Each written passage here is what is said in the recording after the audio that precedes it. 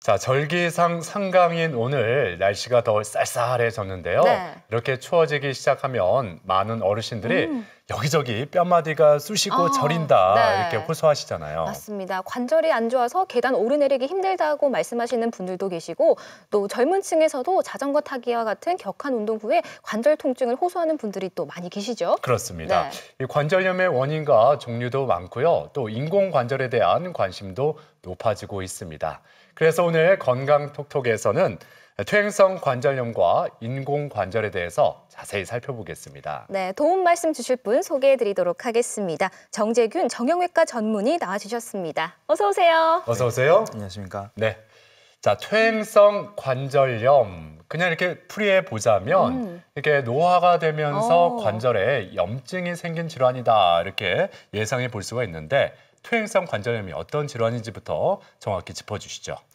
네, 퇴행성 관절염은 관절을 싸고 있는 연골의 점진적인 손상으로 인해서 뼈와 인대의 구조물들이 조금씩 무너지게 되는 경우를 말씀드리는 겁니다. 보통 관절에 발생할 수 있는 질환 중에 가장 흔한 질환이기도 하고요. 네. 보통 원인은 특별한 원인 없이 발생하는 그 1차성 퇴행성 관절염이 가장 흔하고 그 외에 골절이나 감염 혹은 이제 류마티스나 통풍과 같은 기저질환을 가지고 있는 경우 추후에 발생하는 2차성 관절염으로 구분해 볼 수 있겠습니다. 그렇군요. 네. 예. 저는 퇴행성 관절염 하면 광고에서 이 지긋지긋한 관절염 하면서 무릎을 탁 짚으시는 그 모습이 떠오르는데요. 이 퇴행성 관절염의 주요 원인이 노화라고 볼 수 있을까요? 네, 맞습니다. 그 퇴행성 관절염은 대부분은 1차성 관절염이다 보니까 노화로 인해서 진행된다고 보는 것이 맞긴 맞습니다. 그리고 그뿐만 아니라 보통 남성보다는 여성분들에게서 더 흔하게 호발을 하고 있고 그리고 연령이 좀 증가하면서 관절염이 조금 더 많이 발생하는 것이 특징이고요. 그 외에도 골절이나 예전에 관절 안쪽에 화농성 관절염과 같은 관절염을 그 감염성 관절염을 앓으셨던 분들 아니면 류마티스나 통풍과 같은 기저질환을 가지고 있는 분들에게서도 이제 흔하게 발생을 하고 있습니다. 하지만 보통 이렇게 관절염의 원인이 명확히 구분이 되는 경우는 드뭅니다. 보통 여러 가지가 혼재가 되어 있는 양상이어서 이렇게 원인을 명확하게 구분하기보다는 무릎의 상태를 먼저 확인을 하시고 그거에 맞게끔 적절한 치료를 하는 것이 더 중요하다고 보겠습니다. 그렇군요. 네. 그런데 보통 그 퇴행성 관절염이 있을 때 이렇게 무릎이 쑤신다 이렇게 많이들 말씀하시거든요. 주로 어떤 증상들이 나타날까요? 네, 이제 가장 중요한 것은 많이들 호소하시는 증상은 이제 관절통입니다. 먼저 관절이 아프다, 쑤신다라고 말씀하시는 관절통이 가장 흔하고요. 그 외에도 이제 관절이 좀 뻣뻣해지면서 굳어서 구부러지지가 않는다, 잘 펴지지가 않는다와 같은 관절 구축도 많이들 호소하시는 이제 증상 중에 하나입니다. 그 외에도 무릎이 자주 붓고 무겁게 느껴지신다는 분들도 계시고요. 근데 이런 관절통과 같은 경우는 보통 관절을 싸고 있는 연골의 표층에 통각 수용체라는 것이 존재를 하게 됩니다. 근데 초반에 이렇게 관절 연골이 닳아지게 될 경우에는 그 통각 수용체가 깎여져 나가면서 통증을 느끼게 되는데 초반에서 이런 증상들이 나타나다가 연골이 많이 깎여져 나갈 경우에는 그런 통각 수용체가 많이 사라지게 되고 어느 순간 통증이 조금 호전이 되는 경우가 나타나는데요. 근데 보통 일반적으로 환자분들이 이렇게 될 경우에는 관절염이 좀 좋아졌나? 내 증상이 많이 좋아졌나라고 이제 오해를 하시게 되는 경우가 많고 또 이렇게 좀 약간 등한시하시는 경우가 생기시는데요. 나중에 이제 결국 이렇게 증상이 있다 없다를 반복적으로 경험하시게 된다면은 나중에 생각보다 관절염이 많이 진행이 돼서 병원에 내원하시는 안타까운 사연들도 많이 있으십니다. 네. 그리고 또 관절의 모양이 바뀌는 것도 좀 주의 깊게 보셔야 될 것 같습니다. 평소에 끼시던 반지가 잘 안 맞는다든지 아니면 액세서리 등이 조금 사이즈가 안 맞는다. 아니면 평소에 입으시는 옷이 좀 안 맞는다는 경우도 있고요. 그리고 보통 이제 걸어 다니실 때 무릎 안쪽이 자주 부딪히면서 무릎 안쪽에 멍이 드신다는 분들도 계시고 아니면 그와 반대로 다리 모양이 이렇게 벌어지면서 오다리라고 하죠. 이렇게 오다리 모양이 이제 진행이 되면서 이것 때문에 불편감을 많이 느끼시는 분들도 있으시고요. 평소에 신으시던 신발이 좀 안 맞는다거나 아니면 좀 불편하다고 느끼시는 경우에는 관절염을 좀 의심해 보는 게 좋을 것 같습니다. 관절염으로 인한 증상이 굉장히 여러 가지가 있는데요. 우리가 이게 퇴행성 관절염 하면 또 따라오는 게 류마티스 관절염이거든요. 투 관절염 어떤 차이가 있을까요? 네, 맞습니다. 루마티스 관절염은 퇴행성 관절염과 더불어 주로 이제 중년 이후의 여성에게서 많이 발생을 하는 거기 때문에 많이들 들어보셨을 테고 예. 그 이제 증상에 이런 것도 구분이 잘 안 되는 경우가 많습니다. 어. 하지만 두 질환은 엄연히 발생 기전도 다르고요. 치료 방법도 다르기 때문에 그에 따라 나타나는 예후도 많이 다르게 됩니다. 그래서 그걸 좀 구분하는 게 중요한데요. 네, 먼저 사진을 좀 보시죠. 네. 저기 왼쪽에 보이는 건강한 관절 같은 경우는 관절을 싸고 있는 연골과 그리고 그 연골을 부드럽게 움직이게 해줄 수 있는 활액막이 존재를 하게 됩니다. 그래서 이게 서로 부드럽게 움직이게 해줄 수 있는 역할을 해주는데요. 네. 류마티스 관절염 같은 경우는 보시는 것처럼 그 활액막 안쪽에 류마티스 인자라고 불리는 자가 항원이 존재를 하게 됩니다. 내 몸에서 만든 물질임에도 불구하고 내 몸이 적으로 인식을 해서 공격을 하게 되는 항원 항체 반응이 나타나게 되는데요. 예. 이런 반응이 활액이 존재하는 여러 관절에서 동시다발적으로 나타나는 게 류마티스 관절염의 특징이고요. 네. 퇴행성 관절염은 그와 이제 반대로 손상이 된 연골이나 많이 마모가 된 연골 부근에서부터 관절염이 시작이 되다가 조금씩 주변으로 퍼져나가는 것이 그 특징이라고 볼 수 있습니다. 네. 네, 다음 표를 보시게 되면은요, 두 가지 이제 질환을 가볍게 이제 이렇게 구분을 해봤는데요. 네, 류마티스 관절염 같은 경우는 퇴행성 관절염과 더불어 보통 이제 여성에서 호발한다는 건 공통되게 이제 보실 수 있겠지만 보통 류마티스 관절염은 퇴행성 관절염보다 좀 더 빠른 나이, 30대 이후에 중년에서부터 나타날 수 있는 데에 반해서 퇴행성 관절염은 60세 넘어서는 이제 노년에서 주로 나타나는 게 특징입니다. 네. 그리고 이제 부위도 류마티스 관절염은 손가락이나 손목과 같이 소관절을 위주로 침범하는 거와 반대로 퇴행성 관절염 같은 경우는 고관절, 엉덩이 관절이나 무릎 관절과 같이 대관절을 침범하는 게 그 특징이기도 합니다.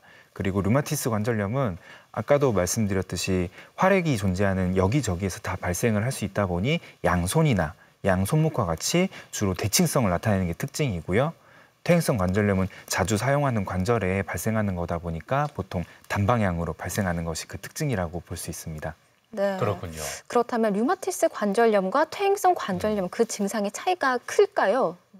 네, 맞습니다. 그 류마티스 관절염은 자가 면역 질환이다 보니까 퇴행성 관절염과는 다르게 방금 말씀드린 그 아픈 관절보다는 여러 군데에서 다 발생할 수 있는 게 특징입니다. 지금 네. 다음 보시는 표를 보시게 되면은 류마티스 관절염은 관절뿐만 아니라 안구 건조증이나 입마름증, 폐렴이나 심막염과 같이 전신적인 반응이 나타나는 것이 특징이고요. 그리고 조조광직이라고 아마 많이들 들어보셨을 텐데 네. 아침에 일어났을 때 관절에 좀 뻣뻣한 증상이 나타나는 게 그 특징입니다. 물론 뭐 퇴행성 관절염도 아침에 관절이 뻣뻣해지는 증상을 호소하시는 분들도 많이 있습니다. 근데 그 차이가 있다면 퇴행성 관절염은 시간이 지나면서 관절을 좀 쓰다 보니 풀렸어요. 조금 시간이 지나니까 괜찮아졌어요 라고 호소하시는 분들이 많은 데 반해서 류마티스 관절염 같은 경우는 시간이 지나도 계속적으로 아침에 느꼈던 그 뻣뻣한 감각이 계속적으로 유지가 되는 것이 그 특징입니다. 네, 그렇군요. 예. 근데 우리가 정형외과에 가면 먼저 엑스레이 사진을 네. 찍어보게 되는데 이 퇴행성 관절염 이렇게 엑스레이 상으로만 찍어봐도 이게 바로 나타날까요? 어떻습니까? 네, 그 엑스레이 검사는 퇴행성 관절염을 진단하는 데 가장 많이 시행되는 검사이기도 하고 또 가장 유용한 검사이기도 합니다. 지금 사진을 보시게 되면은 왼편에 있는 초기 관절염에서부터 오른쪽에 있는 후기 관절염으로 이게 단계별로 사진을 한번 가져와 봤는데요.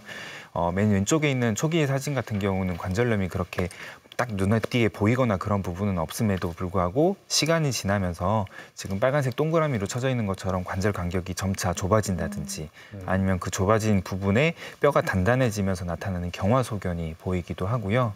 그 주변에 뼈가 울퉁불퉁하게 튀어나오는 골국도 보이기도 하고 결국에는 마지막엔 정상관절이 많이 깨지게 되면서 후기로 가면은 저렇게 관절이 무너지는 사진도 볼 수 있습니다. 하지만 이제 이런 엑스레이 사진은 관절염 초기에는 주로 안 보이는 경우도 많이 있습니다. 그럼에도 불구하고 환자분들은 불편감을 많이 호소하시는 분들도 계셔가지고요. 저희가 추가적으로 검사를 해보는 것 중에 하나는 MRI 검사라는 검사입니다.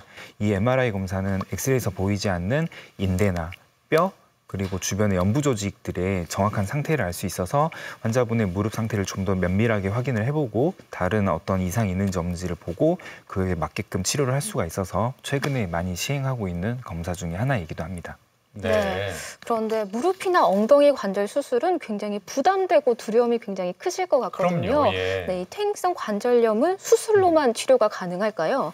네, 꼭 그런 것만은 아닙니다. 이 관절염 같은 경우는 증상의 스펙트럼이 다양하기 때문에 초기에서부터 후기까지 여러 가지 치료 방법을 시행해 볼 수가 있게 되는데요. 보통 처음에 치료를 시행할 때에는 보존적 치료라고 해서 비수술적인 치료를 먼저 시행을 해보게 됩니다. 많이 시행하는 이제 비수술적인 치료는 약물 치료인데요.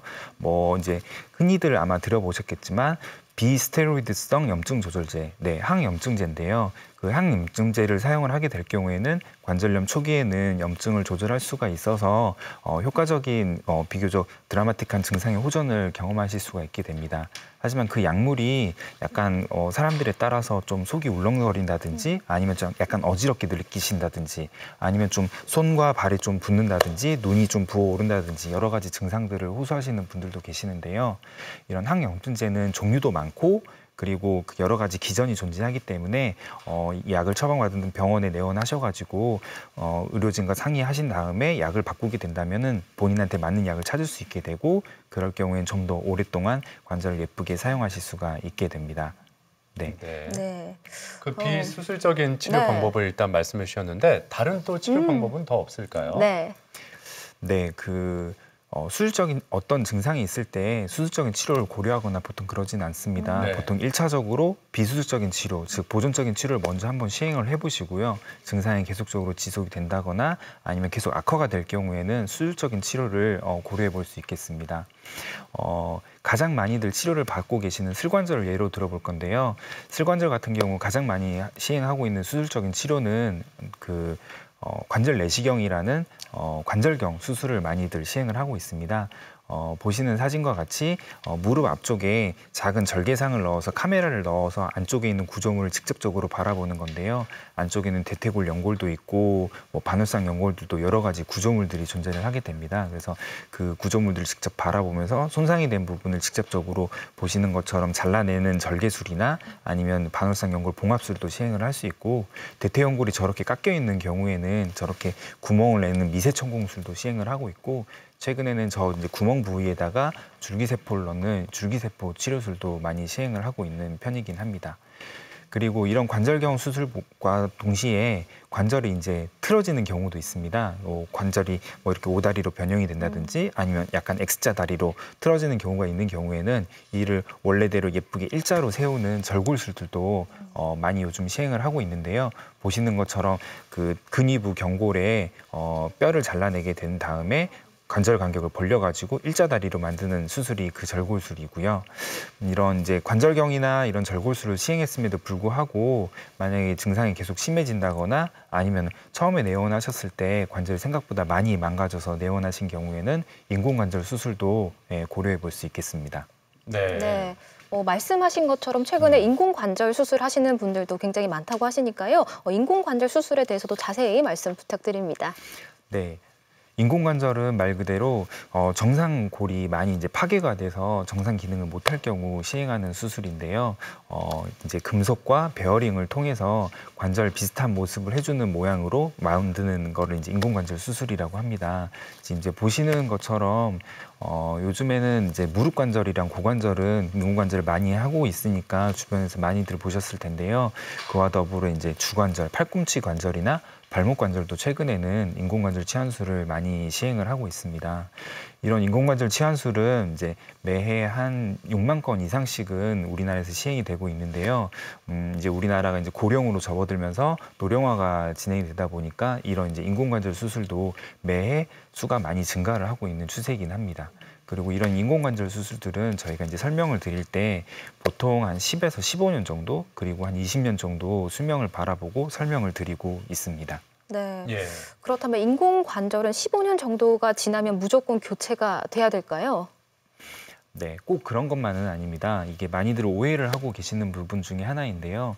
인공관절이 어느 정도 시간이 지났다고 해서 자동차 부품 갈듯이 이 기간에 부품을 갈아 끼우게 되면 좀 더 관절을 오래 예쁘게 쓸 수 있느냐라고 오해를 하시는 분들이 계시는데요. 꼭 그런 것만은 아닙니다. 한 15년에서 20년이 경과하였음에도 불구하고 원래 쓰시던 관절과 같이 잘 쓰고 계시는 분들이 90% 정도로 생각보다 많이들 계십니다. 그 말인즉슨 나머지 10% 내외 정도 환자분들이 인공관절 재취환수를 시행을 받게 되는 건데요. 그 이유 또한 마모로 인해서 시행한다기보다는 보통은 이제 감염성으로 화농성 관절염과 같이 연령이 드시면서 이제 면역력이 떨어지다 보니 그런 감염이 취약해져서 감염으로 인해서 갈아 끼우시는 분들도 있으시고, 그 다음에 연령이 증가를 하시게 되면은 퇴행성 관절염뿐만 아니라 골다공증도 증가를 하게 됩니다. 그래서 골의 밀도가 낮아지다 보니까 뼈가 약해지게 되고, 그로 인해서 작은 외상으로 인해서 골절이 발생을 하게 될 경우 그로 인해서도 재수술을 하는 경우도 이제 많이들 있습니다. 최근에는 의료 기술이 많이 발달을 해 있기 때문에 이런 이제 마모로 인해서 재수술을 하는 경우는 이제 극히 드물고요.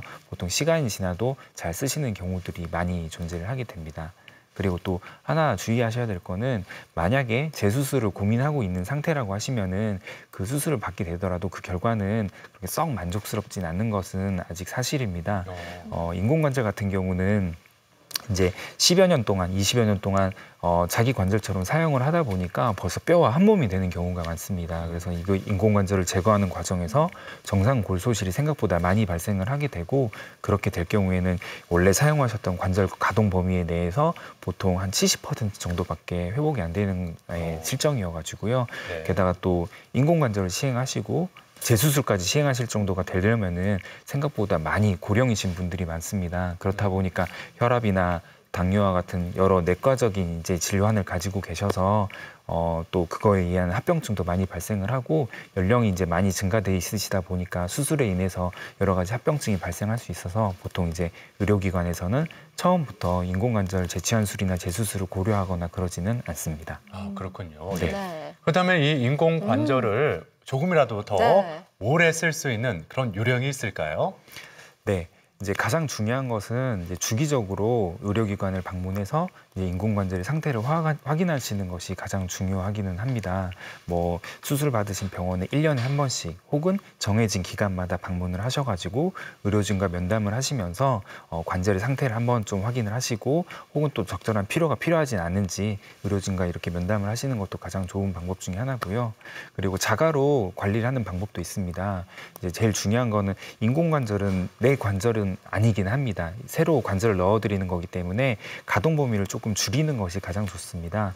우리나라는 서양에 비해서 이런 온돌식 문화가 많이 퍼져 있는 환경이다 보니까 퇴행성 관절염이나 인공관절 수술도 서양에 비해서 많이 시행이 되고 있는 편이긴 합니다. 그래서 땅바닥에 앉는 자세나 아니면 쭈그려 앉는 자세, 양반다리를 하는 자세 등과 같이 관절을 많이 구부리는 자세를 하게 될 경우에는 관절의 마모를 좀 일으킬 수가 있어서 보통은 앉아서 생활하는 좌식 생활이나 아니면 침대에서 생활하는 그런 생활을 좀 더 하시는 것이 좀 더 그 관절을 오랫동안 보존할 수 있는 방법이고요.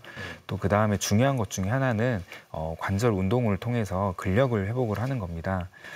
관절을 움직여줄 수 있는 구조물은 우리 몸에서 3가지인데요. 먼저 뼈, 그리고 인대, 그리고 근육, 이 3가지가 서로 유기적으로 조화를 하면서 관절을 움직이게 해줄 수 있습니다. 하지만 인공관절을 했을 경우 이제 뭐 연령도 많이 증가되기도 하셨지만 아프신 기간 동안 활동을 많이 안 하시다 보니 생각보다 근력이 많이 떨어져 있는 분들이 많이 계시게 되는데요. 네. 방금 말씀드린 3가지 중에 근력이 많이 빠지게 될 경우에는 당연히 이제 관절에 부담이 많이 발생을 하게 되고, 그로 인해서 이 관절의 마모가 좀 진행되는 경우가 있습니다. 그래서 적절한 운동, 가벼운 산책에서부터 시작을 해서 실내 사이클이나 아니면 수영장에서 아쿠아로빅과 같이 여러 가지 간단한 운동부터 시행을 해보시는 것이 관절을 보호할 수 있는 좋은 방법이기도 합니다. 네. 어떻게 보면 그 앞서 그 퇴행성 관절염을 예방할 수 있는 방법까지 함께 말씀해 주셨는데, 네. 마지막으로 그 예방법 짚어주신다면요. 네, 퇴행성 관절을 예방할 수 있는 방법은 방금 말씀드렸던 인공관절을 보완하는 방법과 상당히 일맥상통하다고 볼 수 있는데요. 또 추가적으로 말씀드리고 싶은 거는 체중 조절입니다. 연령이 드시면서 자연스럽게 체중은 증가를 할 수밖에 없습니다. 뭐 나는 먹는 양이 똑같은데도 불구하고 요즘 체중이 많이 불어가고 있어요 라고들 많이 말씀하시는데요. 네, 맞습니다. 연령이 증가를 하시게 되면은 기초 대사량이 많이 달라지게 됩니다. 몸에서 태우는 에너지량이 이제 감소가 되다 보니까 조금씩 안에서 태우는 에너지는 감소하는 데 반해서 이렇게 그 안에 쌓이는 양이 많아지다 보니까 체중이 증가를 하게 되고 그럼으로 인해서 관절통이 증가를 해서 또 활동을 안 하게 되면서 근력이 계속 감소가 되고 체중이 증가하는 이제 그런 증상이 나타날 수 있는데요. 그래서 네. 주기적인 운동이나 식이 습관 개선을 통해서 체중을 조절하는 것은 가장 관절을 오랫동안 보존할 수 있는 방법 중에 하나입니다. 그렇군요. 그리고 마지막으로 제일 중요한 거는 의료기관 방문을 그렇게 두려워하실 필요는 없습니다. 네. 이제 병원에 방문하시게 되면 수술적인 치료를 권하실까 봐 걱정을 많이 하시는 분들이 계시는데요. 네. 네, 요즘은 의료 기술이 많이 발달해져 있는 상태이기 때문에 처음부터 수술적인 치료를 고려한다기보다는 처음에는 약물 치료와 같은 보존적 치료로도 증상의 역전을 많이 경험하시는 분들이 많기 때문에 네. 먼저 의료기관을 방문하셔가지고 관절의 상태를 파악해 보시는 것도 좋을 것 같습니다. 네. 네, 건강톡톡 지금까지 퇴행성 관절염과 인공관절에 대해서 이야기 나눠봤습니다. 오늘 도움 말씀에 정재균 정형외과 전문의였습니다. 도움 말씀 고맙습니다. 네, 고맙습니다. 감사합니다.